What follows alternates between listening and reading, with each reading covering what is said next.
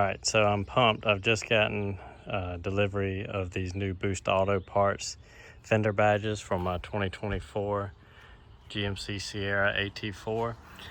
As you can see, I tried to smoke the factory lights and they look terrible. They're starting to bubble up. I used plastic dip lens smoke. These are the smoked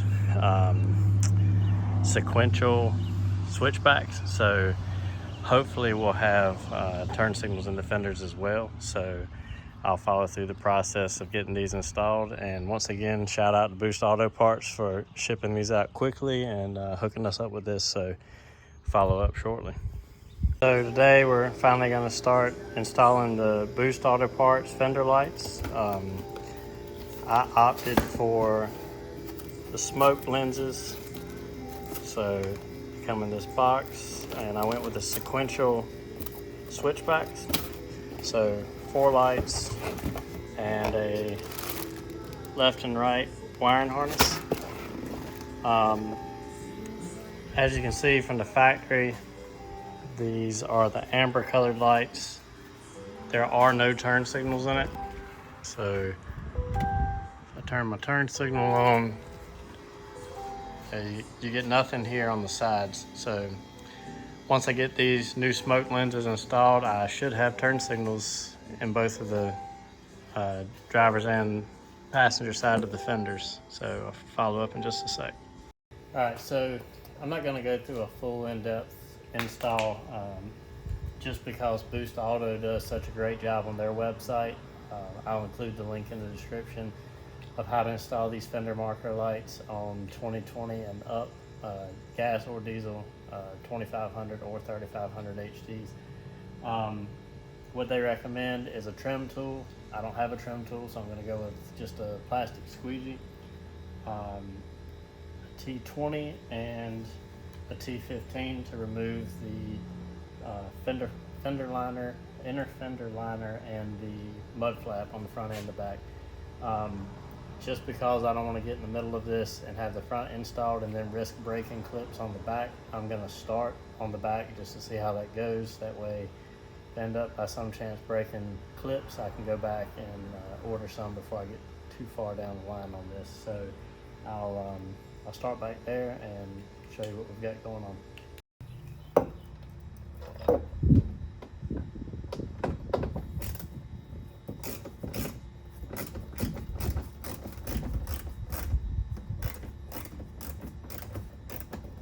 Each of these mud flaps, front and back of the rear wheel liner and on the front fender, have 5 of these T15 screws. So there's 3 along here, 2 along the bottom. So get those out. We'll see if we can get this fender off without breaking any tabs. Work smarter, not harder.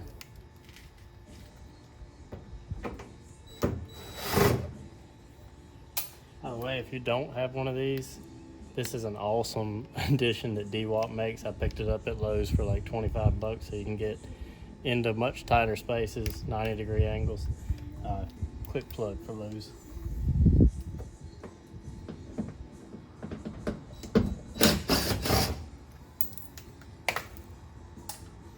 All right, so we'll work on that. Pops off pretty easily. And we'll move to the back. I'm gonna have to use a ratchet on back side just because it's too tight to get that tool in. It's pretty tight even for a ratchet. And these are factory size tires and 20-inch wheels that the truck came with, so I couldn't imagine if I had 35s on this. Probably have to take the wheel off just to get to these.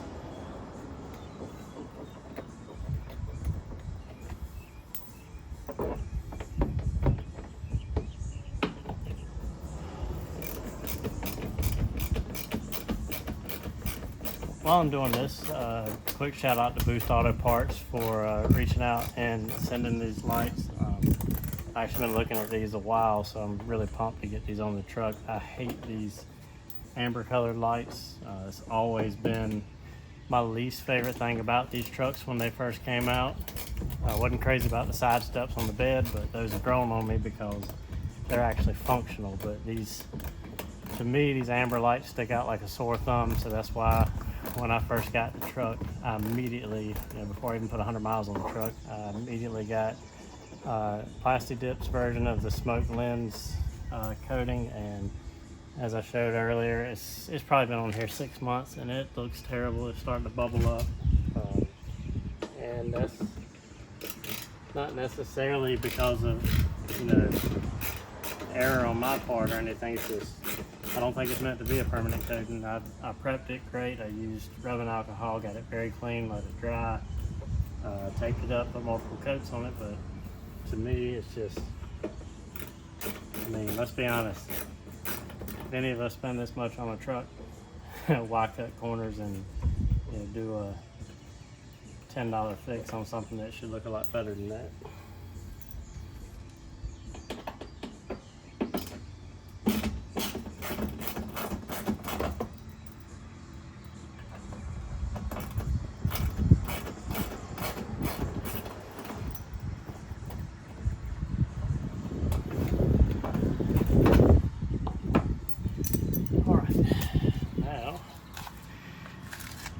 See if we can get this off without breaking anything.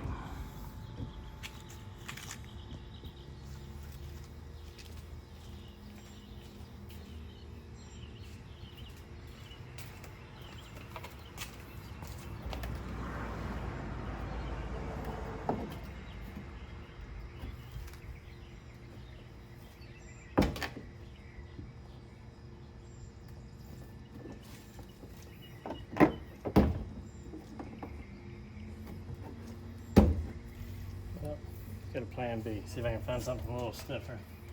All right, so of course, very first clip at the bottom I broke. So plan B, I'm gonna run to the parts store and get a trim tool, a trim removal tool, just so I don't destroy the rest of these. But basically, here's your clip. This piece broke off. This piece actually goes through a hole in the body, and somehow you gotta be able to get these out without breaking every single one of them. So to be continued. Advanced Auto Parts had a kit of these composite trim removal tools. Hopefully we can do this without scratching the truck. So far that's questionable. So see if I can do this gently and avoid scratching the truck and breaking trim clips.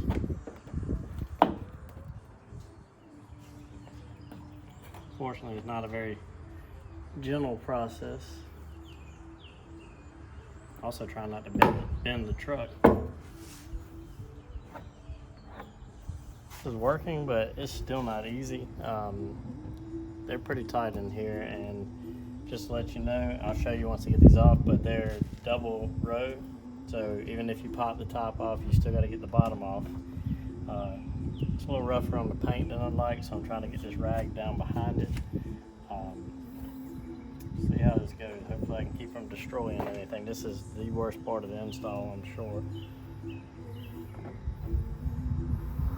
Alright, so that was not fun or really that easy. Sorry about that. I think I got by with only breaking 2 clips, so if I'm lucky I can just put those somewhere where there's 2 close together and never notice any difference. It is looking like it may take a little more time, but if you wanted to, you could take out this inner liner and get to the back side of these. Some of them, not all of them. Well, I take that back. You can only get to a handful of them.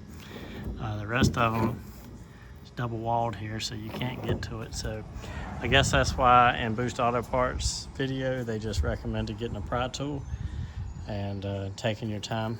So now what we do is disconnect the factory light here, undo this wire, and pop the new one in. It's 2 of the T20 screws here. So I'll pop that out really quick. So I just popped a new one in. Still have to put the screws on the back side, but I mean, that is a huge difference in my opinion. I can't wait to see what this looks like mounted back on the truck. So great stuff from Boost Auto Parts.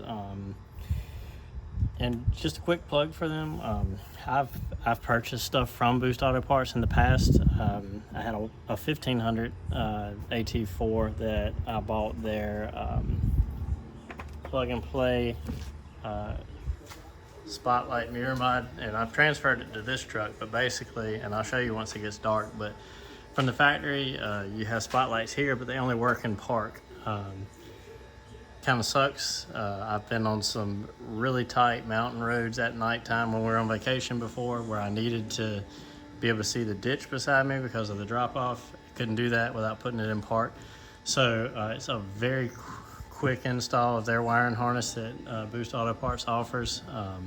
Like I said, it worked on my 1500 and it's working on this 2500. I think it was around 50 bucks, but it is, in my opinion, a great investment. And what it does is, even when you're in drive, when your high beams are activated, these spotlights come on as well. When you go back to low beam, they go off. So I'll follow up when it gets dark and show you these new fender marker lights as well as the spotlights. We got the back lens installed. What we're gonna do for now is just leave that setting. Move on to the front side, which this one we won't have to remove the plastic fender flare, so we don't have to worry about breaking anything on that. What we do have to do is remove this rear mud flap and the inner fender liner. So once again, you've got 5 of the T15s on the mud flap, and then I believe it's also T15 on the soft inner liner. So I'm gonna work on getting those off. Then we should be able to access the back side of this light, pop the new one in, and then run the wiring harness from the front all the way to the back. So I'll show you that once I get this off, and hopefully we'll be just about finished up with this side. All right, so I got all those out. It was 10 underneath, 5 in the mud flap, and then one of these little push pin plastic clips, which trim removal tool works great for getting those out. There's only 2 spots where I had to use the ratchet. That was right here in front of the tire where it was tight. Still, I can't say enough good things about this 90-degree attachment for the impact. That has made this a lot faster. Now that I'm this far into it, I will say that if I had to do it over again, now that I've taken the time to go to the parts store, gather all my tools together. It's the very first time I've done it, and I'm predicting by the time I get done, I'll probably have about 2 hours in it. If I had to do it over again without making a video, without having to run to the parts store, probably knock this out in about an hour. So, pick a Saturday, get a friend, knock it out. It's not too bad at all. All right, so I'm gonna try to attempt to shine some light on this situation so you can see what we've got going on. Got the inner fender just laying on the wheel, which is, to me, easier than pulling it out. We've got to get right here to the back side, to these inner fender, the 2 T20s on this. To me, this was a whole lot easier than the rear because we didn't have to deal with the trim. It's a little difficult to do one-handed while I'm holding the phone, but you get the point. You take this out, they're both T20s, and then there's that one connector on the light. We'll pop the new one in and finish reinstalling the inner fender. It's just 10 T15s going back in. Old light is out. This is the factory wiring harness, which we are not going to use. So what I'm going to do is slide that out of the way. We're going to tape it up. I don't ever intend on putting the factory lights back in here, but who knows, if I ever sell the truck, somebody else with bad taste might hate the smoke lenses and want to put these old ugly amber lenses back in. So this is for that guy, whoever he may be. But hopefully not. I hope to keep this truck for quite a while. Didn't have such great luck with my 1500 AT4 with the 6.2 in it. It's another video on my channel if you want to check that out. Engine locked up at 20,000 miles, so that was fun. So I went back with another Duramax. I've had great luck with them in the past. I had an LB7 with 230,000 miles on it when I sold it, and it was one of the best trucks I've owned. So hopefully this one, we can ever do some weight loss surgery on it. Hopefully this one will last that long as well. So I'm gonna get this bolted back up, and I'll show you how we're gonna do the next wire. Oh, actually, let's not do that yet. Let's get the wiring harness ran. I'm skipping steps. So I'm gonna go with, there's only 2 wiring harnesses. One's labeled left hand, one's labeled right hand. It's the left hand side of the truck, driver's side, so we are gonna go with this one. They even included zip ties for when we run this along the chassis. So I will work on getting this untangled, and we're gonna tap in up here to daytime running light with their plug, and I'll show you how that goes. Like I said, Boost Auto Parts does an amazing job on their website showing how to install this. So I'm sure this isn't going to be as good as theirs, obviously, but if you see right back here the red tab, that is the harness that we're going to disconnect and connect in their harness. And I'll link to all this in the description of the video. I'll link to their install video. I'll link to these lights as well as the mirror spotlights. So let me work on getting this undone and we'll route it. As you can see, I just went ahead and ran the rest of it to the back. It's pretty easy to tell front from back. Your front has this loom here, and then you have your small one there that hooks into the new light. These can only go one way. This plug that comes on Boost Auto's harness plugs into the factory wire. Then you take the other end of the Boost harness with the red tab and plug it in back up there, and flip the red lever back over, and we go from there. All right, so we got the new light in, and to me, this it's like a whole different truck. I mean, that's, to me, 10 times better than the amber light. So very easy on this one, just a quick connector on the back, 2 T20s, and now we're going to work on routing this wiring harness all the way to the back with the included zip ties, and we'll hook that back light back up and then pop that fender back in and move to the next side. All right, so what I did is came out of the front fender well. I know it's a little hard for you to see, but came out of the fender well, and I ran right here along the factory wiring harness, followed it all the way down. And you can choose your own route, but this was easy just to follow the factory, zip tied along the way. When I got here, I just zip tied it to this fender support bracket, and then went up and behind the inner fender liner, zip tied it up there in the top middle just to keep it from dangling. And then let me get up on here. You will no longer need your factory harness, so I just take that off again. You run the Boost Auto Parts harness back through the factory hole, and then what I'm gonna do is just connect it here, and we're ready to put this back together.